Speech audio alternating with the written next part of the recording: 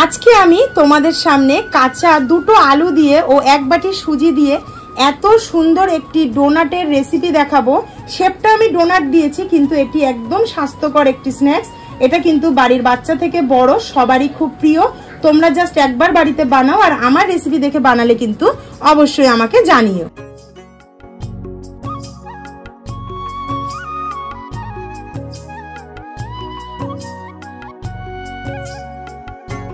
আজকে আমি তোমাদের সামনে নিয়ে চলে এসেছি খুবই অল্প উপকরণে খুব সুন্দর একটি স্ন্যাক্স। তার জন্য লাগবে মেন উপকরণ দুটো আলু, লাগছে এখানে এক বাটি সুজি, এখানে নিয়েছি আমি 3-4টে ডাল কারি পাতা কুচি করে, এখানে নিয়েছি 4টে কাঁচা লঙ্কা কুচি, এখানে নিয়েছি তিলটা আমি রান্নার সময় তোমাদেরকে মাপটা বলছি, আর লাগবে রান্নার জন্য সাদা তেল, লবণ, আর লাগবে চিলি ফ্লেক্স। এখানে যে দুটো আলু আমি নিয়েছি, তোমরা কিন্তু আলুর সাইজটা বড় ছোট নিজেদের মাপ মতো নিয়ে নেবে। প্রথমেই একটা গ্রেটারের সাহায্যে আমি আলুটাকে গ্রেট করে নেব। অবশ্যই কিন্তু আলুটাকে গ্রেট করে নিতে হবে, তবে কিন্তু এই রান্নার স্বাদটা খুব ভালো আসবে। এরকম লম্বা লম্বা করে নিতে হবে। আলু দুটোকে এখানে আমি একদম দেখো গ্রেট করে নিয়েছি। এবার এখানে এরকম পরিষ্কার জল নেব, জলের মধ্যে সমস্ত গ্রেট করা আলুটাকে দিয়ে দেব, দিয়ে খুব ভালো করে আলুর যে সাদা কষটা রয়েছে এটা খুব ভালো করে ধুয়ে নেব। এটা করতেই হবে, নয়তো কিন্তু রেসিপিটা ভালো লাগবে না। খুব ভালো করে আলুটাকে ধুয়ে পরিষ্কার জল বার করে নিতে হবে। তো দেখো আলুটা ধুয়ে আমি এখানে একদম পরিষ্কার জলের মধ্যে মিনিট 10 ভিজিয়ে রাখবো। চলো রান্নার সেকেন্ড ধাপে যাওয়া যাক। এই রান্নাটার জন্য কিন্তু একদমই বেশি তেল লাগবে না। এখানে আমি বড় চামচের 1 চামচ মতো তেল দিয়ে দেবো। এখানে আমি যে কাঁচা লঙ্কাটা নিয়েছিলাম দিয়ে দেবো সেই কাঁচা লঙ্কা কুচি, হালকা একটু নাড়াচাড়া করে নেব। এখানে যে কারি পাতা নিয়েছিলাম দিয়ে দেবো সেই কারি পাতা,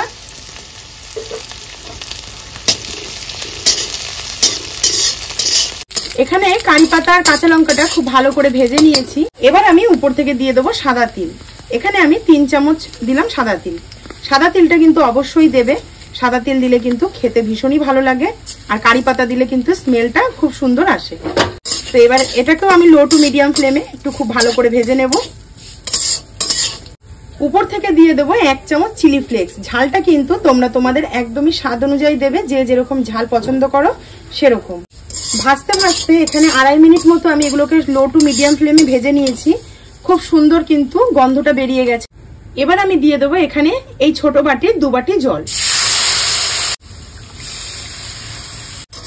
জলটা দিয়ে সমস্ত মশলাগুলোকে ভালো করে মিশিয়ে একটু ফুটে ওঠা পর্যন্ত অপেক্ষা করব।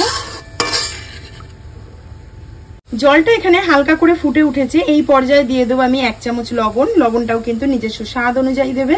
ঝাল ও লবণের ব্যালেন্সের জন্য আমি এখানে দিয়ে দিলাম 1/4 টিস্পুন চিনি। চিনিটা কিন্তু আমি যখন ইনগ্রিডিয়েন্টস দেখিয়েছি তখন কিন্তু আমি তোমাদেরকে দেখাইনি, তো এখানে কিন্তু চিনিটা অবশ্যই দিতে হবে। এখানে কিন্তু জলটা ফুটে উঠতে শুরু করেছে। এবার এখানে যে আলুটাকে আমি গ্রেট করে নিয়েছিলাম সেটা ছাঁকনির সাহায্যে ছেঁকে দিয়ে দেবো। আলুটা কিন্তু এই জলের মধ্যে সেদ্ধ হবে, আর পুরো সেদ্ধ হবে না, পুরো এখানে কিন্তু হাফ সেদ্ধ করব আলুটাকে। গ্যাসের ফ্লেমটাকে হাই করে এখানে আমি ভালো করে আলুটাকে আধা সেদ্ধ করে নিয়েছি। দেখো দেখলেই বুঝতে পারবে এখানে আলুটা আধা সেদ্ধ হয়ে গেছে। এই পর্যায়ে আমি এখানে 1 বাটি সুজি নিয়েছি, দিয়ে দেবো সুজিটা। প্রথমে অল্প অল্প করে দিয়ে মিশিয়ে নেব, তারপর আবার অর্ধেকটা দেবো। একসাথে দিলে কিন্তু এর ভিতরে একটা লাম্পস এসে যাবে, তখন কিন্তু ডোটা খুব সুন্দরভাবে কিন্তু হবে না।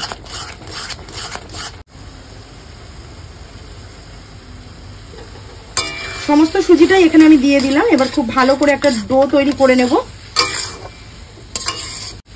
যখন সুজিটা আমি মেশাবো তখন কিন্তু গ্যাসের ফ্লেমটাকে একদম লো করে দেব,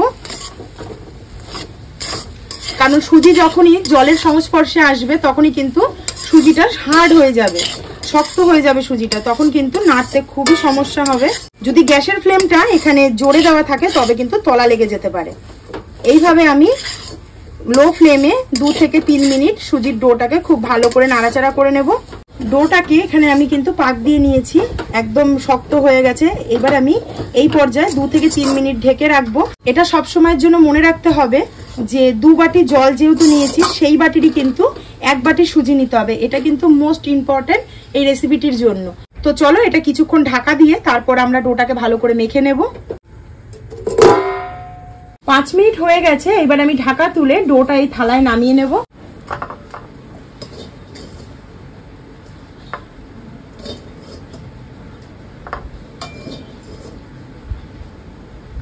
এই ডোটা কিন্তু গরম থাকতে থাকতেই হাতের সাহায্যে খুব ভালো করে মেখে নিতে হবে।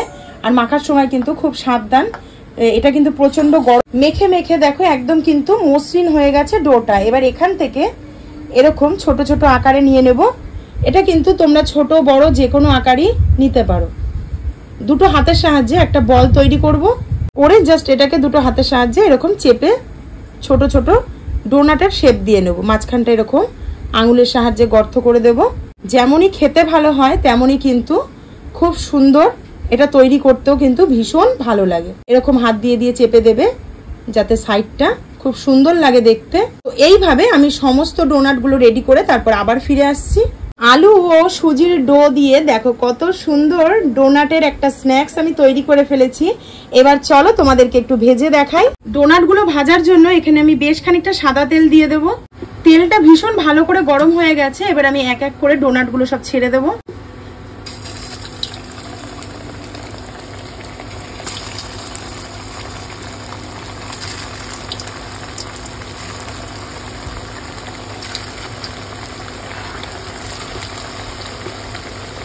গ্যাসের ফ্লেমটা কিন্তু এখানে হাই থাকবে, লো করা যাবে না। আর তেলের মধ্যে দিয়েই একটু উল্টে পাল্টে দিলে কিন্তু দুপাশে কালারটা খুব সুন্দর আসবে। খুব হালকা হাতে একটু নাড়াচাড়া করবে, নয়তো ভেঙে যাওয়ার সম্ভাবনা থাকে। অপর পিঠগুলো উল্টে দিচ্ছি এখানে আমি। খুব সহজে এবং স্বাস্থ্যকর একটি স্ন্যাক্স আমি তোমাদেরকে আশা করি বোঝাতে পারলাম যে কতটাই সহজ বাড়িতে বানানো। তো এইভাবে অবশ্যই বাড়িতে বানিয়ে নিজেরা খাও এবং বাড়ির বাচ্চাদেরকে খাওয়াও, ভীষণ ভালো লাগবে। এগুলো কিন্তু একভাবে গরম তেলের মধ্যে একদিকে রাখা যাবে না, বারংবার কিন্তু উল্টে পাল্টে খুব ভালো করে এপিট ওপিট করে ভেজে নিতে হবে। এখানে টোটাল আমার 7 থেকে 8 মিনিট লেগেছে low to high, medium to high ফ্লেমে এই ডোনাটগুলোকে ভেজে নেওয়ার জন্য। তো দেখো এখানে কিন্তু কালার একদম চেঞ্জ হয়ে গেছে। তো এবার আমি এগুলোকে সব তুলে নেব। আশা করি তোমরা বুঝতে পারলে যে কত সহজ এই রেসিপিটি বানানো। বড় থেকে বাচ্চা প্রত্যেকেরই কিন্তু এই রেসিপি ভীষণই ভালো লাগবে। অবশ্যই আমার রেসিপি দেখে যদি ট্রাই করো আমাকে কমেন্ট সেকশনে জানাতে ভুলো না। তোমাদের কমেন্ট পড়তে বা তার রিপ্লাই করতে আমার কিন্তু ভীষণ ভালো লাগে। সমস্ত ডোনাটগুলো আমার এখানে ভাজা হয়ে গেছে। দেখে কিন্তু মনেই হচ্ছে না যে সুজি দিয়ে বানানো। কতটা লোভনীয় হয়েছে এবং ভীষণই মজাদার কিন্তু এই রেসিপি। তো তোমাদেরকে আমি একটা ভেঙে দেখাচ্ছি, দেখো কেমন লাগছে, কতটা মচমচে হয়েছে দেখো।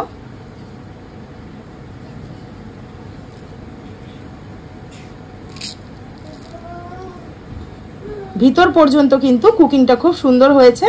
ভিডিওটি ভালো লাগলে অবশ্যই একটি করে লাইক করে দিও। আর নিত্য নতুন ভিডিও দেখবার জন্য আমার চ্যানেলটিকে অবশ্যই সাবস্ক্রাইব করে নিও।